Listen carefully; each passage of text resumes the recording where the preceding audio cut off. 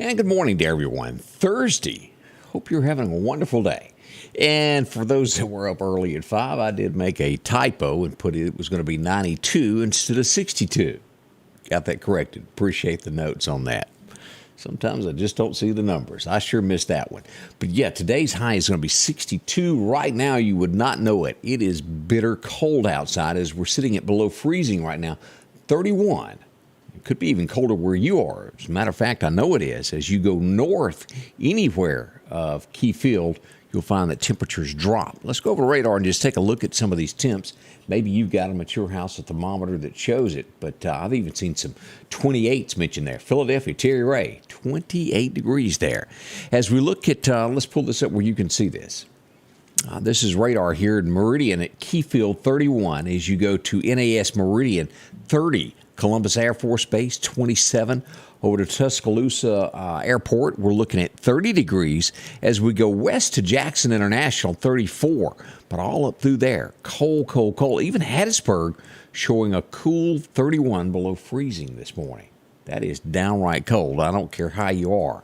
Now, be ready. We're going to have some winds coming in on Friday. Gusty. They'll even put out probably some wind advisories before that's over.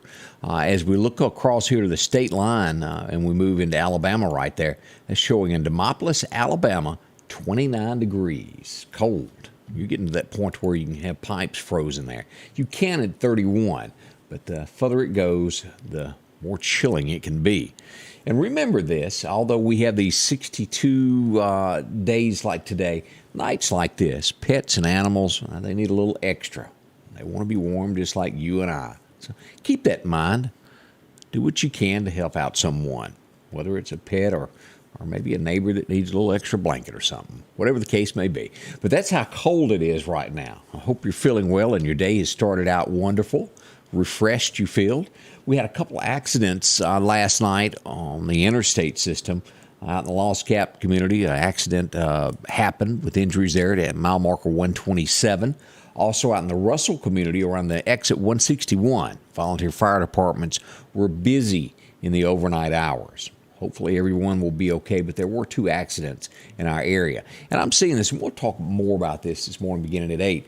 I'm seeing more and more hit-and-run accidents. Now, that either one or two things is causing this. A, they don't have license and have some charges maybe against them, or B, they've been drinking and driving, and after they bump into an accident, they put it in gear and go. Was the case last weekend. I think it was Saturday. We had someone hit someone near Wendy's on 8th Street, and they ran. They were caught just a little bit of time later, fortunately, for a DUI. Someone watched them. They followed them, took pictures of the tag. And that's what gets the bad guys. The general public. That's what happens. So be on your tippy toes there. I do appreciate all the heads up. Plus, we'll talk about the wreck that happened on I-20 yesterday this morning coming up at 8 a.m.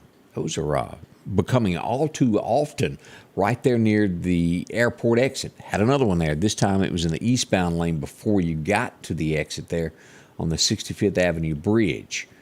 And I think everybody was okay, but boy, that could have been totally different. Never tailgate a vehicle.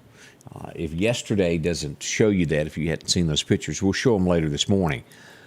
The rear axles of the truck come out from the truck in front of it. And I know there's times you get behind something to pass, but I'm saying for miles upon end tailgating. Had that been a car, that would have been a whole different ball game. It would have been probably death if it hadn't been an 18-wheeler that it hit. And we'll show where all those tires and things ended up later. Whew. Y'all be careful. Christmas is here and a lot more people are on the road, pushing it, trying to get to where they're going. So y'all be careful. Good morning goes out to Connie Johns. How are you? Glad to see you're watching. Joyce Snowden Godwin joins us from the Tennessee area. Gilbert Gaddis is up. Arundel. Also, Linda Todd Accord. Good morning. Merry Christmas to you also. Miss LaWanda Grantham. Karina Jones is up. Also, Joy Henson Robinson along with Brian Troy. Good morning. Donna Roseman and Terry Ray, we mentioned her from Philadelphia. Janie Burtell, glad to see you're there, along with Denise Fulton. And also joining us there is Joyce Godwin and Terry Carter. Glad to have y'all a part of us this morning as we all try to warm up and make it to that 62. So hard to believe. Now, we'll have the forecast in a moment, but we're going to be getting temperatures right at 80 degrees on Christmas. We go from freezing right now to, man, it's hot. We'll have to run out there. Joy Grissett, good morning also. All right, let's take a dive into the forecast this morning and just see what all we have to offer you so that you'll be up. Let me back this up, and here we go. Your forecast is brought to you by EMEPA, your Touchstone Energy Cooperative. As we look back, 1931 was the record date of the high